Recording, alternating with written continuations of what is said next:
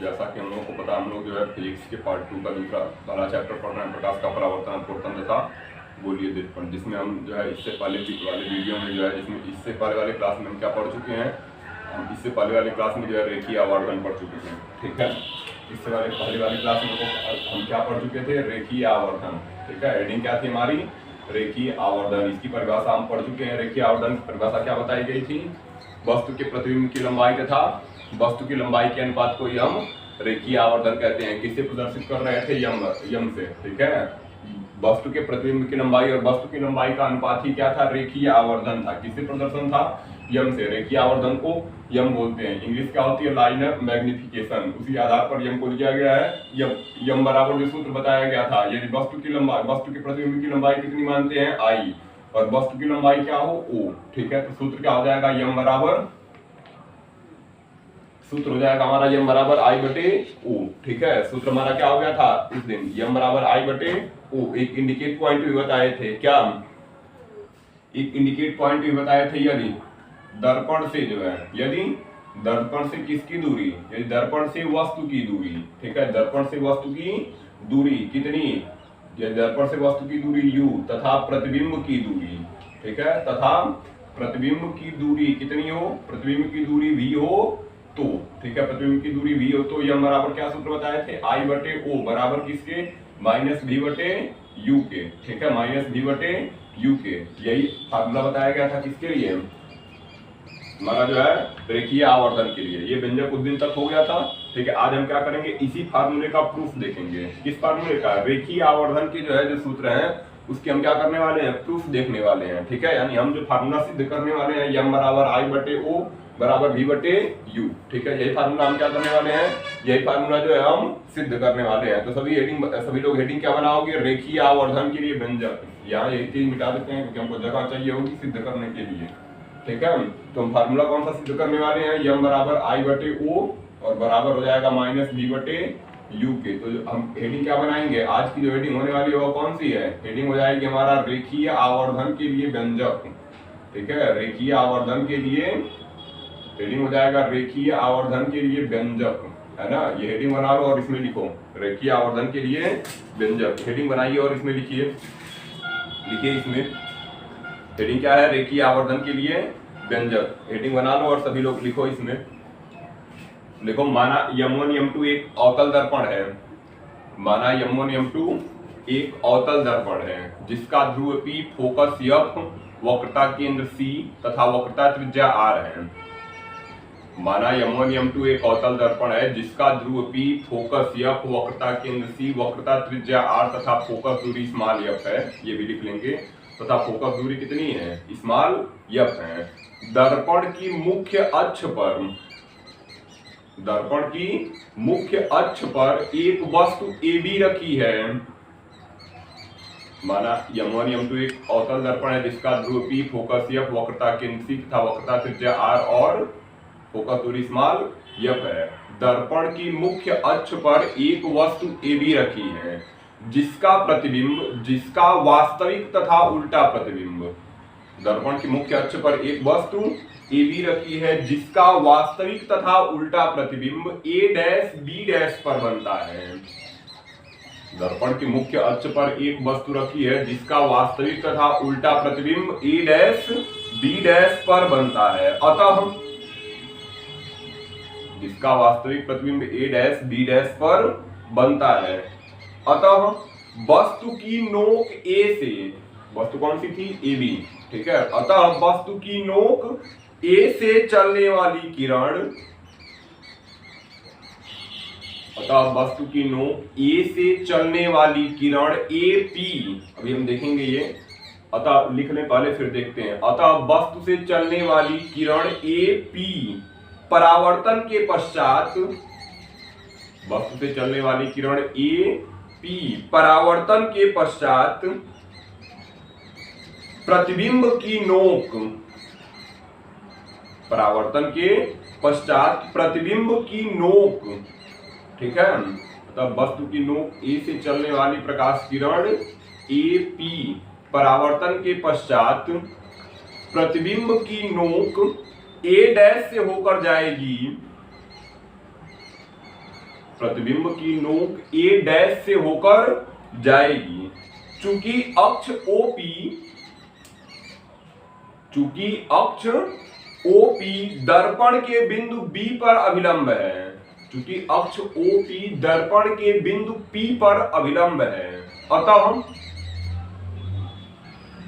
चूंकि अक्ष OP दर्पण के बिंदु P पर अभिलंब है, अतः कोण A डैश P, कोण A, चूंकि क्या लिखे OP दर्पण के बिंदु P पर अभिलंब है, हो गया ना, अतः कोण APB, अतः कोण APB आपतन कोण तथा कोण APB चित्र में भी स्पष्ट हो जाएगा, APB आपतन कोण तथा A डैश PB डैश परावर्तन कोण है, A डैश PB डैश परावर्तन कोण है, A डैश PB डैश परावर्तन कोण है। ठीक है, अब चित्र हम देख लेते हैं, चाहे तो चित्र पहले बना लें, लिख बाद में सकते हैं। ठीक है, ये भी हो जाएगा याद, क्योंकि चित्र की ही व्याख्या कर रहे होते हैं, है ना, चित्र की क्या करते हैं व्याख्या। ध्यान दो क्या कर रहा है, ये बिंदु हो जाएगा P, ये हो जाएगा फोकस F, ये हो जाएगा वक्रता केंद्र C, ये क्या हो जाएगा वक्रता केंद्र हमारा कितना हो गया जी C। ठीक है, कह रहा है एक वस्तु रखी है। ठीक है, दर्पण की ये मुख्य अक्ष पर जो है एक वस्तु, दर्पण की मुख्य अक्ष पर क्या रखी है एक वस्तु। अब इससे दो प्रकार से किरणें चल रही हैं, एक किरण जो कहां से होकर जा रही है, एक किरण जो मुख्य अक्ष के समांतर होकर जा रही है और दर्पण से परावर्तन के पश्चात कहां से होकर जाएगी, दर्पण से परावर्तन के पश्चात जो है मुख्य फोकस F से होकर जाएगी। ठीक है, दर्पण के परावर्तन के पश्चात मुख्य फोकस कहां से होकर जाएगी, मुख्य फोकस F से होकर जाएगी। इसको C को थोड़ा और इधर कर लेते हैं जिससे हम किरण को C से गुजार पाए। एक किरण को कहां से गुजारते हैं, एक किरण को C से गुजारते हैं, और जो भी किरण C से होकर जाएगी सब दर्पण से परावर्तन के पश्चात उसी मार्ग में क्या होंगी, उसी मार्ग में वापस लौटेगी। ठीक है, उसी मार्ग में क्या हो जाएगी, वापस लौटेगी। अब जहां पे वस्तु का नाम क्या था A और B, जहां पे दोनों किरणें मिल रही थी वहीं पे क्या बन रहा है प्रतिबिंब। प्रतिबिंब क्या हो जाएगा B डैश और ये हो जाएगा A डैश। प्रतिबिंब क्या हो गया B डैश और A डैश। अब एक किरण को हम यहां से गुजार दें, ठीक है, कहां से, ध्रुव P से, जो दर्पण से जो है परावर्तन के पश्चात कहां से होकर जाएगी, प्रतिबिंब की जो नोक है उससे होकर जाएगी। इससे होकर जाएगी जी, प्रतिबिंब की नोक से होकर जाएगी। कह सकते हैं चौथा नियम वियम प्रतिबिंब बनने का ये है। ठीक है, वैसे तीन ही नियम पढ़ाए जाते हैं, ये ध्यान रखिए। जो भी किरण मुख्य फोकस, ये जो भी किरण ध्रुव से P से होकर जाएगी प्रतिबिंब की नोक से होकर जाएगी।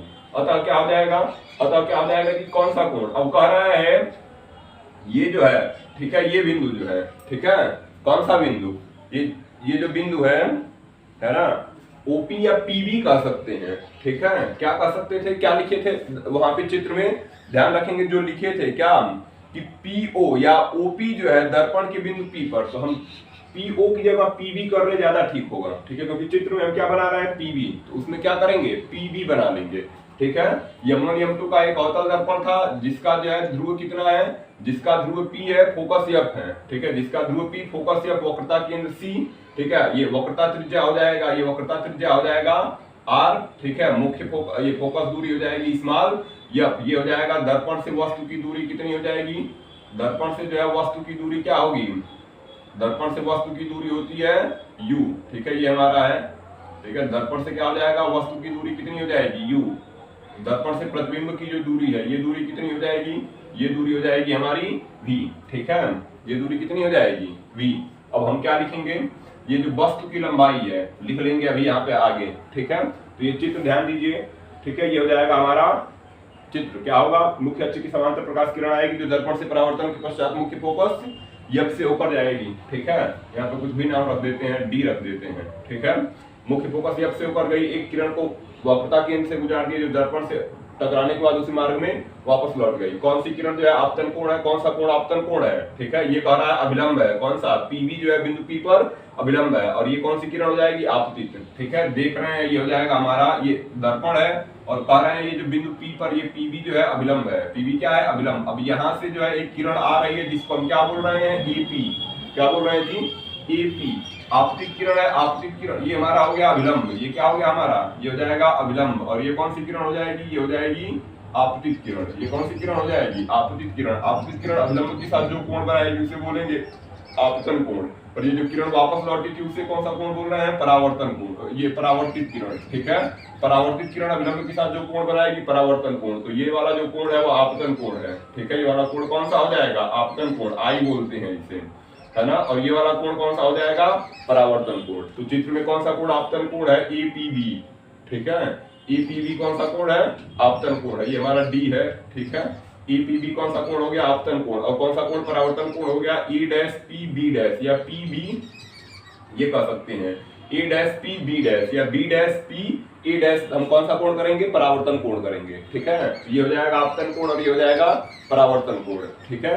ये आपतन कोण हो गया और ये परावर्तन कोण हो जाएगा, ठीक है। तो इसको हम क्या करेंगे, लिख लेंगे, ठीक है। तो इसको लिखिए, ये चित्र बना लेंगे और इसमें आगे चलते हैं, देखते हैं क्या लिखेंगे। पहले यहाँ पे लिख लेंगे, आगे नीचे चाहे तो अगर लाइन हो तो पहले लाइन के नीचे लिख लेंगे, माना वस्तु की लंबाई, है ना, माना वस्तु की लंबाई जो है, माना वस्तु की लंबाई ओ तथा प्रतिबिंब की लंबाई कितनी है, माना वस्तु की लंबाई ओ तथा प्रतिबिंब की जो लंबाई है वह आई है। प्रतिबिंब की लंबाई कितनी है, प्रतिबिंब की लंबाई आई है, यानी ए बी की जो लंबाई है उसे हम क्या बोल रहे हैं, ओ बोल रहे हैं, और प्रतिबिंब की लंबाई आई है। ध्यान रखिए दूरी और लंबाई में अंतर है। दूरी मतलब वस्तु इस ध्रुव से कितनी दूर है, ठीक है, या वस्तु की दूरी हो जाएगी, और वस्तु की लंबाई मतलब वस्तु कितनी ऊंचाई पर है, मुख्य अक्ष के कितने ऊपर तक है, या वस्तु की क्या हो जाएगी, लंबाई। दूरी और लंबाई में अंतर है। अगर ध्रुव से दूरी लेंगे वस्तु की तो वह कितनी है, यू, ध्रुव से वस्तु की दूरी कितनी है, यू, और वस्तु की लंबाई, वस्तु कितनी ऊंची है, ठीक है, यह क्या है, ओ, ठीक है। इसी तरह ध्रुव से जो है प्रतिबिंब की दूरी वह कितनी है, बी, वह कितनी है, बी, और ध्रुव से जो है ये प्रतिबिंब की जो ऊंचाई है वह कितनी है, आई है। प्रतिबिंब की ऊंचाई कितनी है, आई है, ठीक है, ये हम मान लिए। माना वस्तु की लंबाई ओ तथा प्रतिबिंब की लंबाई कितनी है, प्रतिबिंब की लंबाई जो है आई है, ठीक है। प्रतिबिंब की लंबाई क्या हो गई, आई। पहले लिख लेते हैं क्या क्या है, तो हम क्या लिखेंगे, ध्रुव, ठीक है, ध्रुव P से वस्तु, ध्रुव P से वस्तु इसकी AB की दूरी, ध्रुव P से वस्तु AB की जो दूरी है वो कितनी हो जाएगी, PB, ठीक है, PB, क्योंकि सारी दूरियां किस तरफ है, दर्पण के बाईं ओर है, इसलिए सभी दूरियों को कैसा लेंगे, ऋणात्मक चिन्ह के साथ लेंगे। तो PB बराबर हो जाएगा -U, PB बराबर कितना हो गया, -U। इसी तरह हो जाएगा ध्रुव P से, ठीक है, ध्रुव P से किसकी दूरी, प्रतिबिंब, ठीक है, ध्रुव P से प्रतिबिंब, कौन सा प्रतिबिंब है, A डैश B डैश, ठीक है, A डैश B डैश की दूरी, ठीक है, ध्रुव P से प्रतिबिंब A डैश B डैश की दूरी वह कितनी हो जाएगी, वह हो जाएगी हमारी PB डैश, ठीक है, कितना हो जाएगा, PB डैश, ये भी हो जाएगा -B, ठीक है, ये कितना हो जाएगा, -B। इसी तरह जो है हम यहाँ पे क्या लिखेंगे, बस हमको इतने दो की जरूरत है, ये लिख सकते हो, बाकी तो हम जानते ही हैं, ठीक है। फोकस दूरी ध्रुव P से जो है, इन सब की जरूरत है नहीं, ध्रुव P से जो है, इससे ध्रुव P से मुख्य फोकस की दूरी, है ना, ध्रुव P से मुख्य फोकस की जो है दूरी वह हो जाएगी कितनी, PF, ठीक है, PF बराबर हो जाएगा -F। इसी तरह क्या कर सकते हैं, इसी तरह हम लिखेंगे ध्रुव P से जो है वक्रता केंद्र, है ना, ध्रुव P से वक्रता केंद्र की दूरी, ठीक है, ध्रुव P से वक्रता केंद्र की दूरी, PC बराबर कितना हो जाएगा, PC बराबर -R हो जाएगा। वस्तु की लंबाई हम देख ही रहे हैं, वस्तु की लंबाई क्या है, वस्तु की लंबाई AB बराबर है O।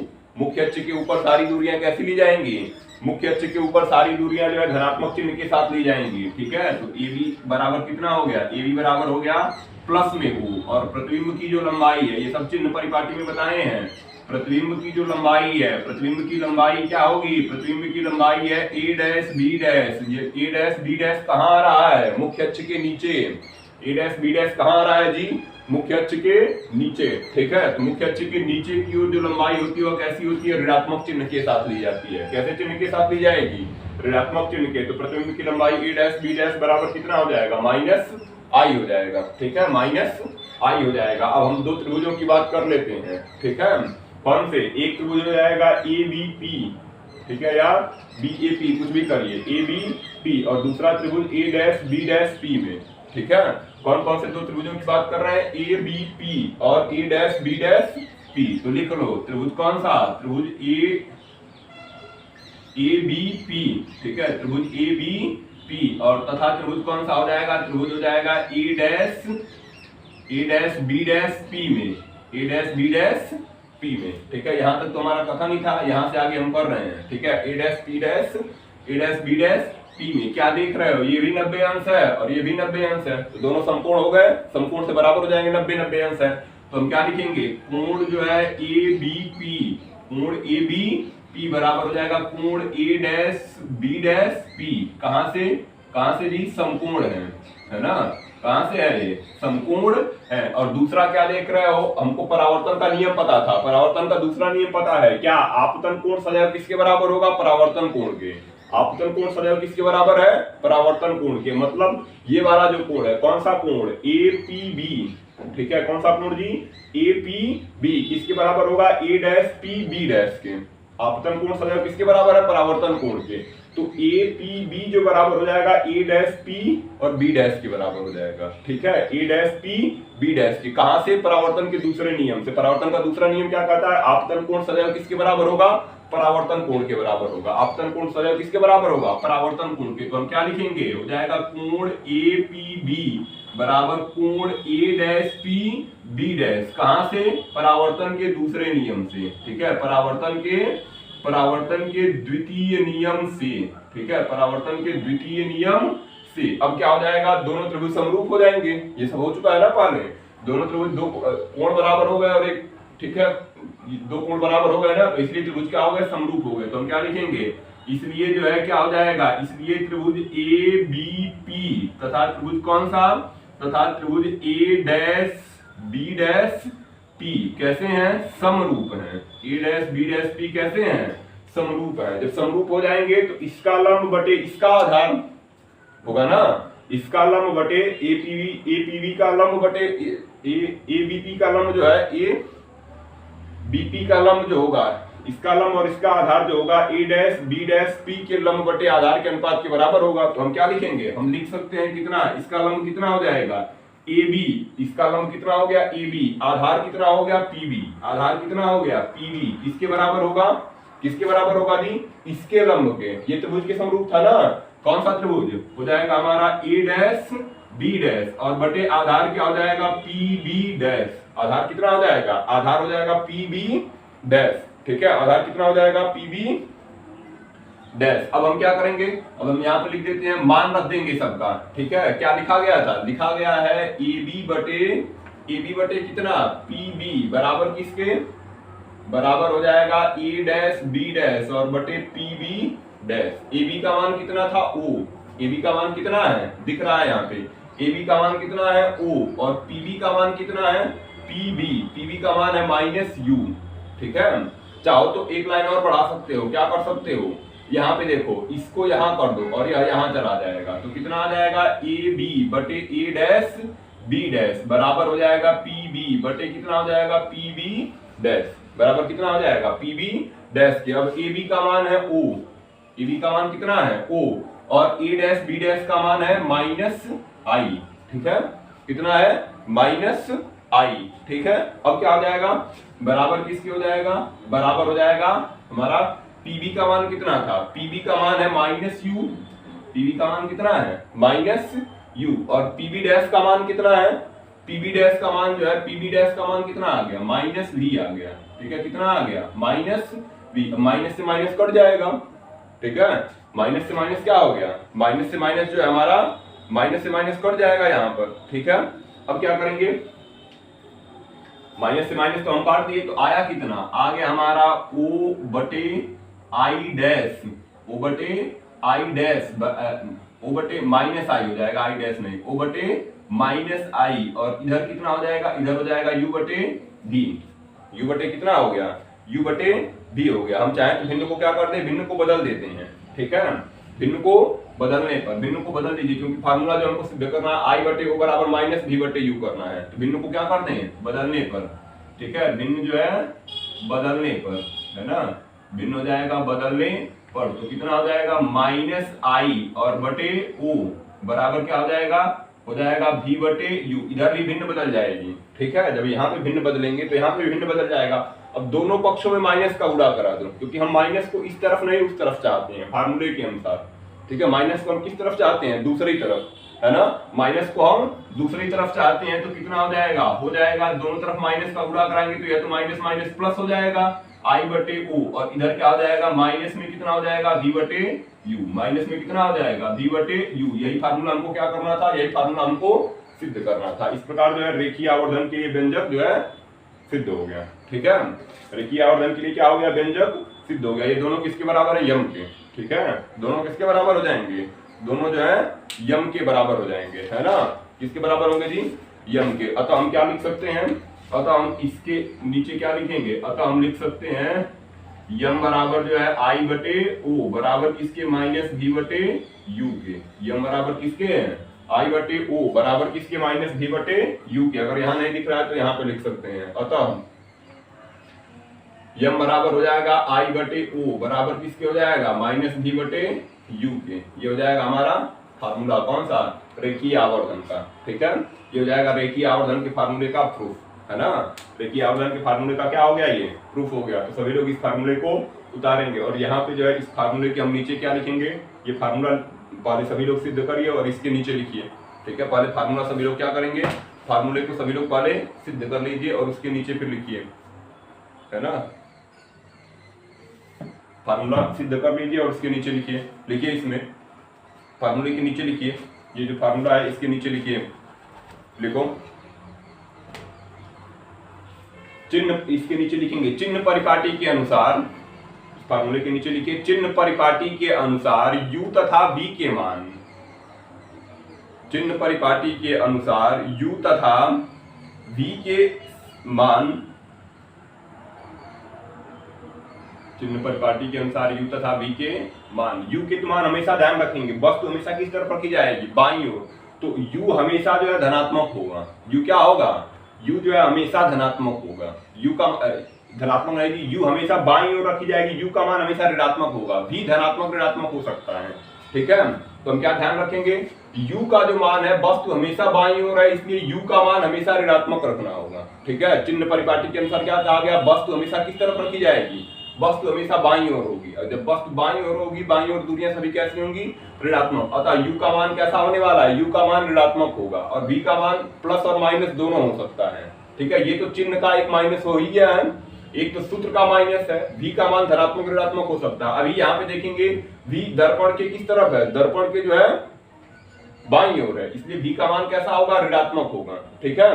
v का मान कैसा हो जाएगा, ऋणात्मक। अब यम का मान इन दोनों के मान पर निर्भर हो सकता है, ठीक है। कैसे, अगर v का मान जो है, जैसे इस चित्र में देखेंगे तो v दर्पण के किस तरफ है, v दर्पण के बाईं ओर है ना, v दर्पण के बाईं ओर है, तो यम का मान एक तो सूत्र में माइनस था, और v का मान कह रहे हैं माइनस में आएगा, v का मान कैसा आएगा, माइनस में, और u हमेशा ही माइनस होगा, ठीक है। u हमेशा माइनस होगा, v माइनस क्यों रहा है, क्योंकि चित्र जो है, दर्पण जो है, प्रतिबिंब, दर्पण से जो प्रतिबिंब है वो बाईं ओर बना है, वास्तविक तथा उल्टा बाईं ओर आया है, दोनों माइनस हो गए, माइनस से माइनस कट गया, यम का मान कैसा आएगा, यम का मान ऋणात्मक आएगा। कब, अगर v जो है दर्पण की किस तरफ है, बाईं ओर है, u तो हमेशा ऋणात्मक होना है, v का मान प्लस या माइनस हो सकता है। कभी यहाँ पे देख रहे थे v का मान क्या आया था, माइनस, माइनस बटे माइनस, क्यों, क्योंकि एक माइनस v का, एक माइनस u का, ठीक है। तो माइनस से माइनस क्या हो गया, कट गया, और एक माइनस तो इस सूत्र में ही था, तो रहेगा ही, तो यम का मान कैसा आएगा, माइनस आएगा, यम का मान कैसा आएगा, माइनस, यानी इस चित्र में जो है यम का मान कैसा है, माइनस है। अब ये चित्र कैसा है, वास्तविक तथा उल्टा प्रतिबिंब बना है ना, प्रतिबिंब कैसा है, ये वास्तविक तथा उल्टा, यानी वास्तविक तथा उल्टे प्रतिबिंबों के लिए जो है यम का मान कैसा आएगा, ऋणात्मक। यम है क्या, आवर्धन, ठीक है। प्रतिबिंब जो है वस्तु के कितने गुना है, यही आवर्धन होता है, ठीक है। जैसे हम कहते हैं कि हमारा जो प्रतिबिंब है 5 गुना बन गया, तो जब भी 5 गुना कहेंगे तो क्या हम बता रहे हैं, आवर्धन, ठीक है। तो हम कह रहे हैं यम का मान ऋणात्मक कब होगा, जब प्रतिबिंब वास्तविक तथा उल्टा होगा। ठीक है, वास्तविक तथा उल्टे प्रतिबिंबों के लिए यम का मान हमेशा ऋणात्मक होता है। यम धनात्मक कब होगा, हम देखते हैं अवतल दर्पण की जो छठी स्थिति है, अवतल दर्पण की कौन सी स्थिति है, छठी। क्या होता है, जब कोई वस्तु जो है किसी दर्पण के ध्रुव और फोकस के बीच रख दी जाती है तो प्रतिबिंब कहाँ चला जाता है, प्रतिबिंब जो है दर्पण के पीछे चला जाता है। प्रतिबिंब कहाँ जाएगा जी, प्रतिबिंब दर्पण के पीछे। इस समय प्रतिबिंब दर्पण के पीछे है, वस्तु दर्पण के आगे है, तो यू तो ऋणात्मक ही रहा, यू तो धन हो नहीं सकता क्योंकि वस्तु बाईं ओर ही है। ठीक है, प्रतिबिंब दर्पण के पीछे चला गया, इसलिए भी धनात्मक हो गया, इसलिए भी क्या हो गया, धनात्मक। तो यम का मान में माइनस पहले से ही था, भी का मान धन हो गया, क्यों, क्योंकि प्रतिबिंब जो है दर्पण के पीछे है, प्रतिबिंब दर्पण के दाहिनी ओर, और दाहिनी ओर दूरी है धनात्मक और यू का मान ऋणात्मक। तो माइनस माइनस ये तो आएगा ही नहीं, प्लस माइनस है ना, तो माइनस माइनस कितना आएगा, माइनस माइनस हो जाएगा प्लस। और इस स्थिति में प्रतिबिंब कैसा था, इस स्थिति में प्रतिबिंब आभासी था।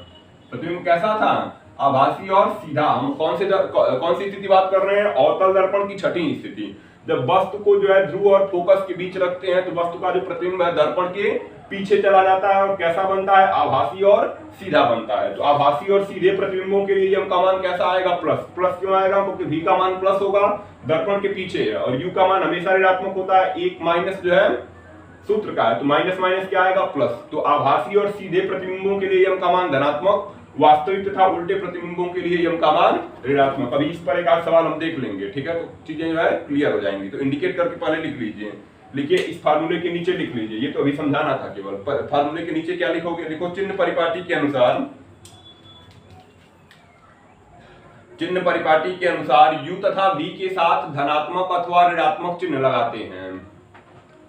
चिन्ह परिपाटी के अनुसार यू तथा वी के साथ धनात्मक अथवा ऋणात्मक चिन्ह लगाते हैं। इस प्रकार आवर्धन, चिन्ह परिपाटी के अनुसार यू तथा वी के साथ धनात्मक अथवा ऋणात्मक चिन्ह लगाते हैं। ठीक है, यू तथा वी के साथ धनात्मक अथवा ऋणात्मक चिन्ह लगाते हैं। इस प्रकार आवर्धन धनात्मक तथा ऋणात्मक हो सकता है। इस प्रकार आवर्धन धनात्मक तथा ऋणात्मक दोनों हो सकता है, धनात्मक भी हो जाएगा और ऋणात्मक भी। इस प्रकार आवर्धन धनात्मक तथा ऋणात्मक दोनों हो सकता है, हो गया ना। इस प्रकार आवर्धन धनात्मक तथा ऋणात्मक दोनों हो सकता है। लिखो धनात्मक चिन्ह, किसका धनात्मक चिन्ह बोल रहे हैं, यम का। ठीक है, तो लिखिए धनात्मक चिन्ह प्रतिबिंब के सीधे व आभासी होने का। अभी बताएं, अगर यम का मान प्लस है तो प्रतिबिंब कैसा होगा, आभासी तथा सीधा। तो लिखिए धनात्मक चिन्ह प्रतिबिंब के सीधे तथा आभासी होने का, धनात्मक चिन्ह प्रतिबिंब के सीधे तथा आभासी होने का, तथा ऋणात्मक चिन्ह प्रतिबिंब के, धनात्मक चिन्ह प्रतिबिंब के सीधे तथा आभासी होने का तथा ऋणात्मक चिन्ह प्रतिबिंब के उल्टे तथा वास्तविक होने का सूचक है। धनात्मक चिन्ह प्रतिबिंब के सीधे तथा आभासी होने का तथा ऋणात्मक चिन्ह प्रतिबिंब के उल्टे तथा वास्तविक होने का प्रतीक है। हम केवल भी और यू से ही नहीं, आई और ओ से भी निकाल सकते हैं। जैसे वस्तु हमेशा कहाँ रखी जाएगी, मुख्य अक्ष के ऊपर, और जो भी मुख्य अक्ष के ऊपर रखा जाएगा उसका चिन्ह कैसा होगा, प्लस होगा। जो भी मुख्य अक्ष के ऊपर, सूत्र क्या है, यम बराबर आई बटे ओ। यम बराबर सूत्र क्या है, आई बटे ओ। तो अगर वस्तु हमेशा कहाँ रखी जाएगी, मुख्य अक्ष के ऊपर, तो वो तो हमेशा धनात्मक है। आई अगर मुख्य अक्ष के नीचे आया, आई अगर मुख्य अक्ष के कैसे आएगा, नीचे, मुख्य अक्ष के नीचे आएगा यानी प्रतिबिंब उल्टा होगा, और उल्टा हमेशा जो प्रतिबिंब होता है तो वास्तविक होता है। उल्टे प्रतिबिंब कैसे होंगे, वास्तविक। अगर मुख्य अक्ष के नीचे जो है वस्तु आई, तो आई का मान कैसा हो जाएगा, ऋणात्मक। ठीक है, क्यों, क्योंकि मुख्य अक्ष के नीचे की दूरियां जो है ऋणात्मक चिन्ह के साथ ली जाती है, इसलिए यम का मान कितना आएगा, माइनस। ठीक है, यम का मान क्या हो जाएगा, माइनस। यानी उल्टे प्रतिबिंबों के लिए और वास्तविक प्रतिबिंबों के लिए यम का मान कैसा होगा, ऋणात्मक आई बटे ओ से भी देख सकते हैं। अब यहाँ पे देखो आभासी और सीधा प्रतिबिंब है, तो वस्तु भी मुख्य अक्ष के ऊपर आई है, प्रतिबिंब भी मुख्य अक्ष के ऊपर आया, यानी दोनों मुख्य अक्ष के ऊपर आए हैं, तो प्लस और प्लस दोनों हो जाएंगे, इसलिए यम का मान कैसा आएगा, यम का मान धनात्मक आएगा। यानी आभासी और सीधे प्रतिबिंबों के लिए यम का मान धनात्मक तथा वास्तविक और उल्टे प्रतिबिंबों के लिए यम का मान ऋणात्मक होता है। यही कथन में कहा गया है। ठीक है, वास्तविक तथा उल्टे प्रतिबिंबों के लिए यम का मान जो होगा ऋणात्मक, और आभासी तथा सीधे प्रतिबिंबों के लिए यम का मान कैसा होगा, यम का मान जो है धनात्मक होगा। ठीक है, यम का मान कैसा हो जाएगा, यम का मान धनात्मक हो जाएगा। एक सवाल हम इस पे दे देते हैं, चीजें अभी क्लियर होंगी। ठीक है, तो हम इसको मिटा देते हैं, ये क्योंकि सबका हो गया है।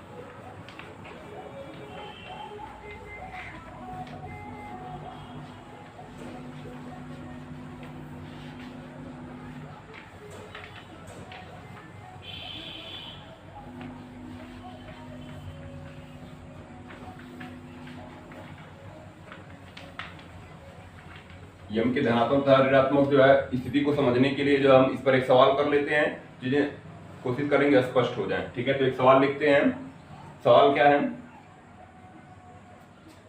एक हमारा क्वेश्चन है, एक 10 सेमी अवतल दर्पण वाले, नहीं दिख रहा होगा तो लिख लेंगे सवाल को। ठीक है, बोल रहे हैं एक 10 सेमी अवतल दर्पण वाले,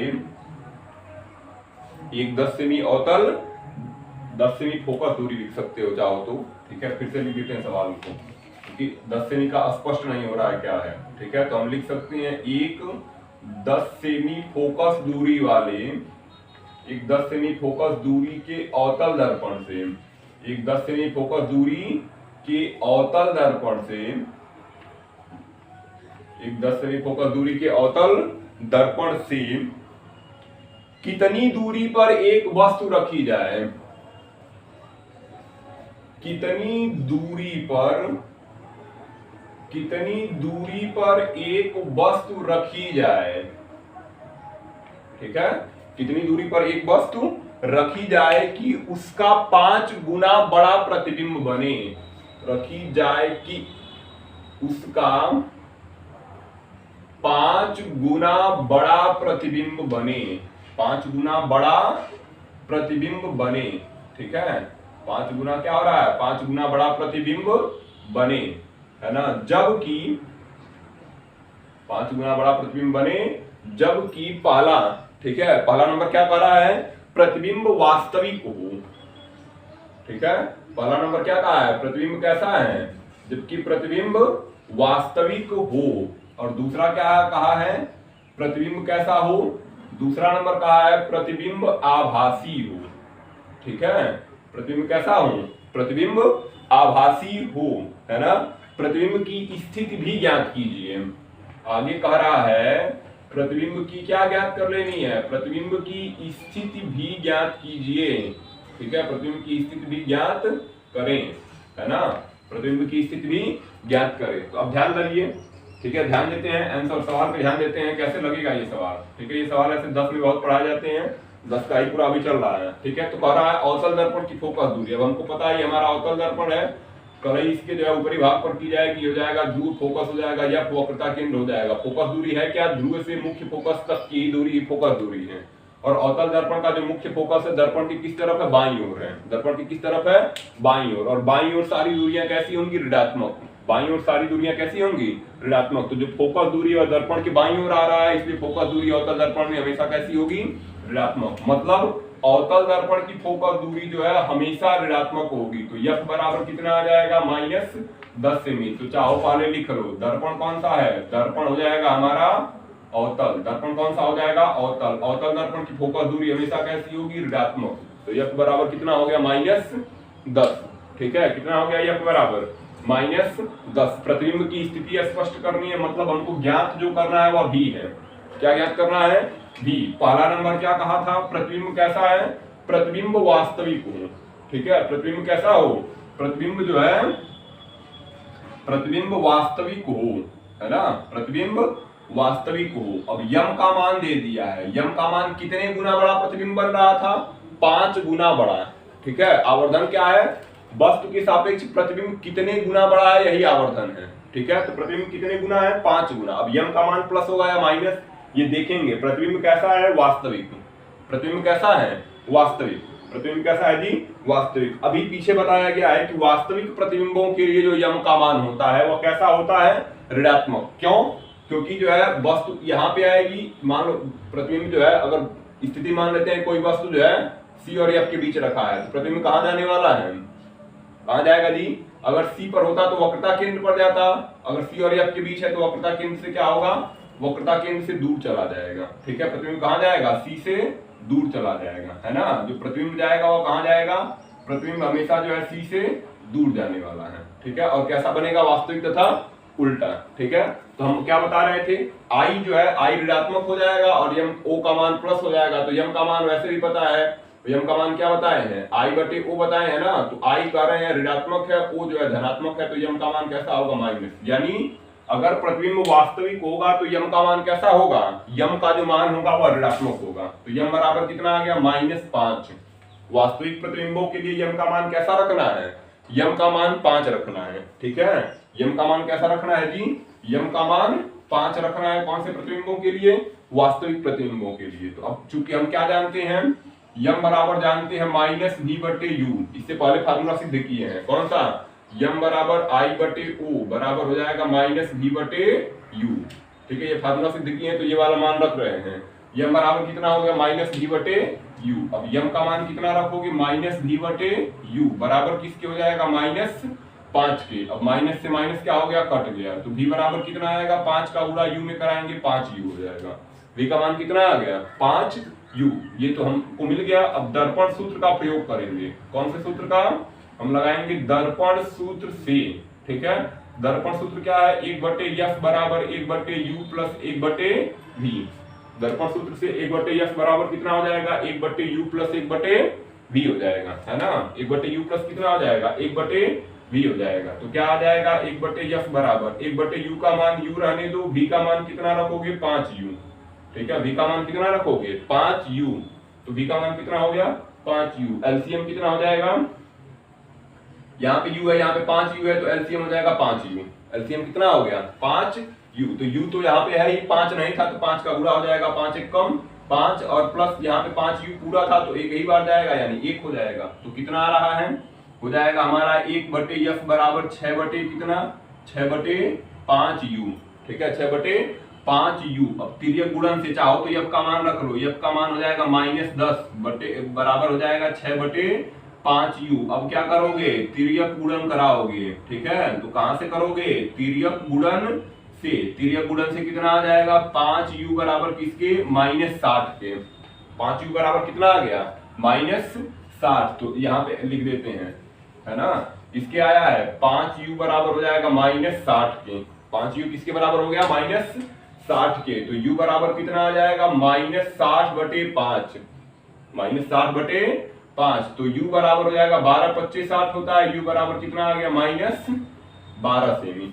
ठीक है, यानी दर्पण से जो वस्तु है कितनी दूरी पर है? -12 सेमी पर है। प्रतिबिंब कितनी दूरी पर हो जाएगा? चूंकि अब हम जानते हैं v बराबर हो जाएगा कितना? v बराबर यहाँ पे देख रहे हैं 5u है। v बराबर किसके था? 5u के। तो 5 गुणे u का मान कितना हो गया? -12। 12/25 60। तो v बराबर कितना आ गया? v बराबर हो गया -60 सेमी। यानी प्रतिबिंब दर्पण से कितनी दूरी पर है? 60 सेमी पर। किस तरफ? बाईं ओर, क्योंकि माइनस आ रहा है ना। प्रतिबिंब किस तरफ आएगा? प्रतिबिंब जो है बाईं ओर आएगा। ठीक है, प्रतिबिंब किस तरफ है? प्रतिबिंब जो है बाईं ओर है। और बाईं ओर जो प्रतिबिंब होते हैं वो कैसे होते हैं? वास्तविक तथा उल्टे। वास्तविक तथा उल्टा प्रतिबिंब होगा। वैसे यहाँ पे लिखा गया है प्रतिबिंब वास्तविक है। अगर हम चाहें तो किरण आरेख खींच सकते हैं। ठीक है, इस आधार पर हम क्या करेंगे? देखिए किरण आरेख कैसे खींच देंगे। ये हमारा हो जाएगा कौन सा दर्पण? ये हो जाएगा अवतल दर्पण। कैसे पता चल रहा है? कलई जो है उभरे भाग पर की गई है। कलई कौन से भाग पर की गई है? कलई जो है उभरे भाग पर की जाएगी। अब देखो यहाँ पे हो जाएगा ध्रुव, ये हो जाएगा फोकस और ये हो जाएगा वक्रता केंद्र। ठीक है, कह रहा है जो फोकस दूरी है वह कितनी थी? 10 सेमी। मतलब ध्रुव से जो मुख्य फोकस की दूरी थी वह कितनी थी? 10 सेमी। ऋण नहीं लिखेंगे क्योंकि ऋण तो बाईं तरफ होने के कारण है। ठीक है, ऋण किस तरफ है? बाईं ओर होने के कारण। अब अगर हमको फोकस दूरी पता हो तो वक्रता त्रिज्या पता कर सकते हैं। चूंकि f बराबर होता है r/2, तो r बराबर कितना हो जाएगा? r बराबर 2f। r बराबर हो जाएगा 2 गुणे 10, तो बराबर -10 कर सकते हो। -20 सेमी वक्रता त्रिज्या होगी। इस दर्पण की वक्रता त्रिज्या कितनी होगी? -20 सेमी। वक्रता त्रिज्या क्या है? ध्रुव से मुख्य, ध्रुव से वक्रता केंद्र की दूरी, यानी ये जो दूरी है वो कितनी होने वाली है? 20 सेमी। ठीक है, दर्पण से जो है वस्तु कितनी दूरी पर? दर्पण से जो है वक्रता केंद्र की दूरी कितनी है? 20 सेमी। कितनी है जी? 20 सेमी। वस्तु की दूरी कितनी आई? u क्या है, वस्तु है ना, वस्तु की दूरी कितनी आई, -12, वस्तु की दूरी कितनी आई, -12, माइनस चिन्ह बता रहा है बाईं ओर, माइनस चिन्ह क्या बता रहा है, बाईं ओर, और कितनी दूरी पर, 12 सेमी की दूरी पर, 10 सेमी पर फोकस था, 20 सेमी पर वक्रता त्रिज्या है, ठीक है, 10 सेमी पर जो है फोकस है, 20 सेमी पर वक्रता केंद्र है, तो वस्तु को 10 और 20 के बीच रखेंगे क्योंकि 12 जो है 10 और 20 के बीच ही आएगा, ठीक है। तो वस्तु कहाँ होगी, वस्तु जो है मुख्य फोकस से कुछ दूरी पर होगी, ठीक है, मुख्य फोकस से क्या होगी, वस्तु कुछ दूरी पर होगी, यानी ये जो दूरी होगी वह कितनी आएगी, 12 सेमी, मतलब वस्तु कहाँ होने वाली है, वस्तु जो है वक्रता केंद्र और मुख्य फोकस के बीच होने वाली है। क्यों, कैसे पता चला, 12 सेमी है, फोकस कितने पर था, 10 पर, वक्रता केंद्र कितने पर था, 20, 12 जो होता है 10 और 20 के बीच आता है, इसलिए जो है वस्तु कितनी दूरी पर है, 12 सेमी की दूरी पर। यहां से मान लेते हैं मुख्य अक्ष के समांतर कोई प्रकाश किरण चलेगी और जो भी किरण मुख्य अक्ष के समांतर होकर जाएगी सब दर्पण से परावर्तन के पश्चात मुख्य फोकस यफ से होकर जाएंगी, सब दर्पण से परावर्तन के पश्चात कहां से होकर जाएंगी, मुख्य फोकस यफ से। ये जो दूरी है वस्तु की वह कितनी थी, यहाँ पे लिख देते हैं 12 सेमी थी, कितनी थी, 12 सेमी, फोकस कितनी दूरी पर था, 10 सेमी पर। तो यहाँ से मुख्य अक्ष के समांतर प्रकाश किरण चलेगी, एक किरण को हम चाहे तो कहां से गुजारे, एक किरण को हम गुजारेंगे फोकस यफ से, दूसरा नियम लगाएंगे, जो भी किरण मुख्य फोकस यफ से होकर जाएगी सब दर्पण से परावर्तन के पश्चात कहां से होकर जाएंगी, सब दर्पण से परावर्तन के पश्चात जो है ये सब दर्पण से परावर्तन के पश्चात मुख्य अक्ष के समांतर होंगी, सब दर्पण से परावर्तन के पश्चात मुख्य अक्ष के क्या होगी, समांतर, ठीक है, मुख्य अक्ष के समांतर हो गई। तो अब ये दोनों किरणें जहां पर काट रही थी वहीं पर वस्तु का क्या बन गया, प्रतिबिंब। प्रतिबिंब कहां बनने वाला है, प्रतिबिंब जो है सी से दूर बनने वाला है, ये स्थिति हम पढ़ा भी चुके हैं, ठीक है। जब वस्तु को सी और एफ के बीच रखते हैं तो प्रतिबिंब कहां जाता है, सी से दूर चला जाता है। तो जो यहाँ पे स्पष्ट भी हो रहा है, जो यहाँ पे क्या हो रहा है, स्पष्ट हो रहा है। प्रतिबिंब कितनी दूरी पर था उससे, 60 सेमी, कितनी दूरी पर है, माइनस में 60 सेमी दूरी पर है, ठीक है। तो माइनस लिखते नहीं है, मतलब क्या है, बाईं ओर है प्रतिबिंब, किस तरफ है, बाईं ओर, ठीक है, 60 सेमी पर, कितनी सेमी पर है जी, 60 सेमी पर वस्तु है, ठीक है, 60 सेमी पर प्रतिबिंब बन रहा है, वस्तु कितनी दूरी पर थी, 12 सेमी पर, ठीक है, वस्तु कितनी दूरी पर थी, 12 सेमी पर। तो ये हो जाएगा किरण आरेख, यहाँ पे नाम लिख सकते हैं ए और बी, यहाँ पे हो जाएगा बी डैश और ए डैश, यही इस फिगर का जो है क्या हो गया, किरण आरेख हो गया। इसी तरह हम किसी का भी किरण आरेख आसानी से जो है क्या कर सकते हैं, खींच सकते हैं, ठीक है। किसी भी सवाल का हम क्या कर सकते हैं, किसी भी सवाल का हम किरण आरेख खींच सकते हैं। इस प्रकार ये तो हो गया हमारा, ठीक है।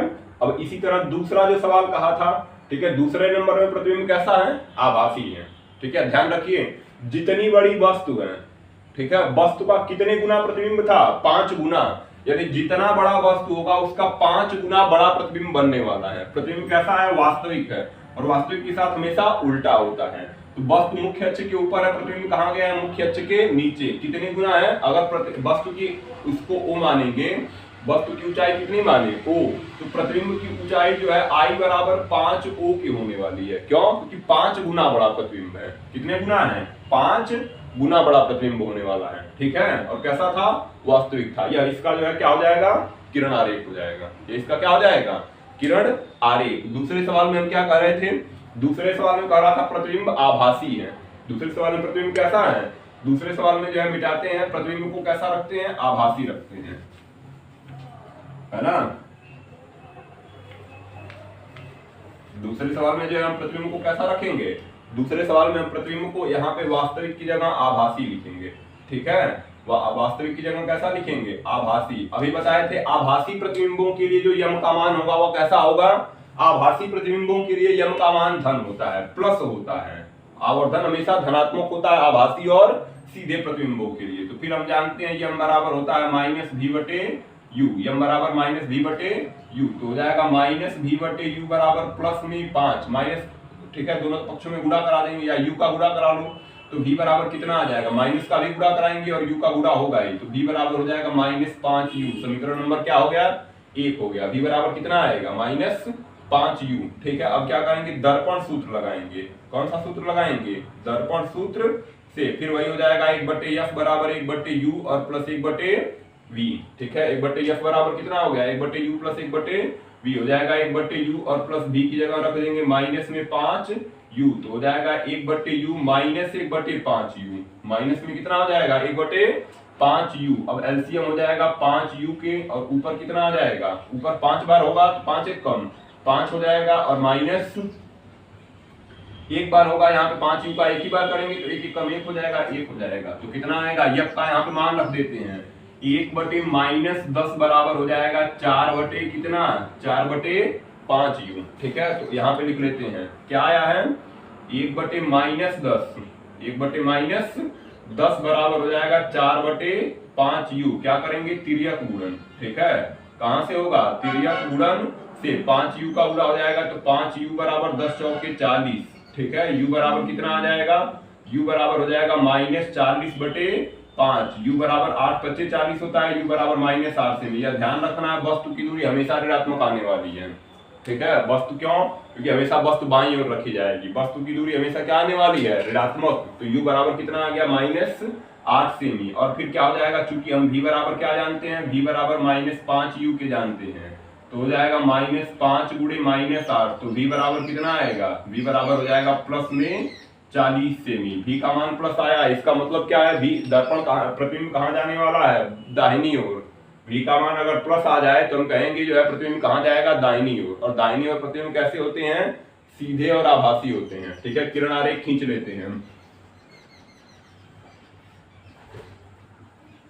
क्या करते हैं, किरण आरेख हम यहाँ पे खींचेंगे। ठीक है, ये हमारा एक हो जाएगा कौन सा दर्पण, ये हो जाएगा हमारा अवतल दर्पण।